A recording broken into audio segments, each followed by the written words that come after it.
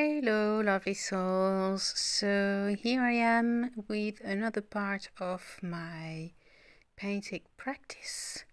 This time I'm going to paint over a painting that is no longer needed for me. And that's an interesting concept because we normally paint something like a product, something that we want to keep or give away something. But when you do a spiritual painting practice, when you do a painting for yourself, for your healing, you don't need to keep the painting. You might want to. You might want to keep a painting for years and years and years. You might want to give it, to sell it. But you can also paint something that you need at some point in time, and then you don't need it anymore. Or you need it, but there is another phase to the painting, to a part of your life that is in the painting, to a project or something. And this painting was made during a free retreat from Laura Holick. She's a great intuitive painting coach. And during, I think it was last year in the summer, I think that I made this painting.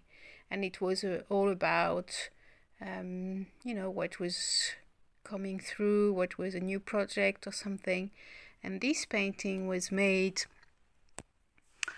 because I was feeling like it was time to launch my business, to start a new group, a new circle. I have a few circles group on Facebook where I used to guide people in a painting practice, like meditative, and I would get the theme of the session, in advance and stuff like that. So, and this painting came about when it was a signal to launch my ship. As you can see, it's a ship that came, and there is a portal, there is a night sky, there are some hands holding the painting, holding the ship, some wings. It was very powerful at the moment, very, very powerful. I even made a prayer flag from this idea. And this painting has been sitting with me, around me, for, something like 9 months now. And for the last couple of days, I've been inspired to paint Mother Earth. I'm not really sure why. Well, I know we have spring here, so that's always a good sign. But I think, I've also started my business. I found a membership from Veronica Cristo that I feel completely aligned with. I know that she speaks my truth, what's really what I feel like, I just know, And so this is helping me a lot with planning and lots of things. So, so this painting now is evolving. It's going to be Mother Earth, at least that's the intention. Maybe it will be something else. And I'm coupling it with something else, with another practice that I'm doing, and it's a book club. So it's from this beautiful book, the Rise Above book from Whitney Freya. Whitney Freya is another gorgeous teacher of intuitive painting as a way to connect with your higher self, with source, as a way to learn from painting as you learn from life. Well, so wonderful things. So with this book, she also offered the possibility to create a book club. So that's what I did, an online book club. That's one of my 3 Facebook groups that I created last year. And we are arriving at the end, which is of course very serendipitous, because that means that there is something new coming, and the something new is of course my business.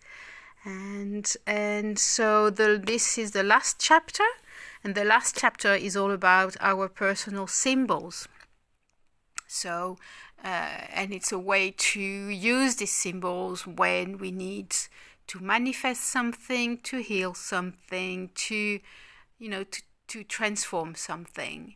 And so this is what I'm going to do. I'm going to use this last chapter in this painting with the intention of using these personal symbols and this Mother Earth as a new chapter in my life, as a way to connect with Mother Earth, obviously, with grounding, as all wonderful things.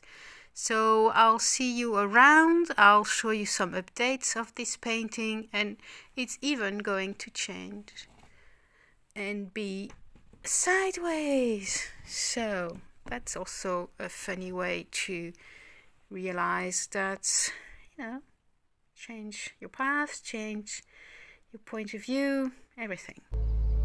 So this is then the start of this new layer.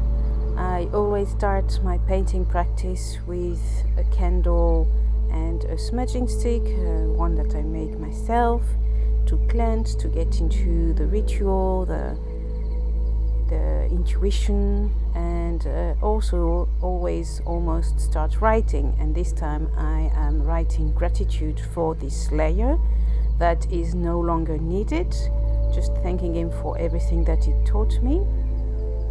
And while writing, I started to make the movement of the infinity symbol, which was perfect, as we are working on personal symbols, and this symbol is coming quite often to me. After that, I was inspired to use the green on one side and the yellow on the other side, which was very serendipitous, because we are in spring, and it made me think about, on one side, the seeding, and the other side, the blooming. The green symbolizes the plant, the seed, and then the yellow, the blooming, the sun, and everything. And so after that, I was inspired by blue, which is for me your water, the sky, everything that you need to bloom, to seed, for life, for growing. So that's what I painted with different colors, and then I used gold ink, which I use quite often, with always like something precious, something divine, abundance. And here I felt also inspired to paint some sort of white center in the infinity circle, and a bit like a yin yang. And then came a sort of tree in the middle, or source, or backbone. And then when I saw that the mast, the lookout of the ship, was exactly in the middle of my white point, I saw it as a sign. So that's why I wrote mast, or lookout. And then on the other side, growth, which is, what I look at when I see this dark green. And so this is the first layer finished. And when I look at this painting on its whole, I also almost see like an owl, with the infinity, and then the little dots in the middle looking like eyes. So this is where I am now. And I'll see you another time for the next part of this layer. Bye bye.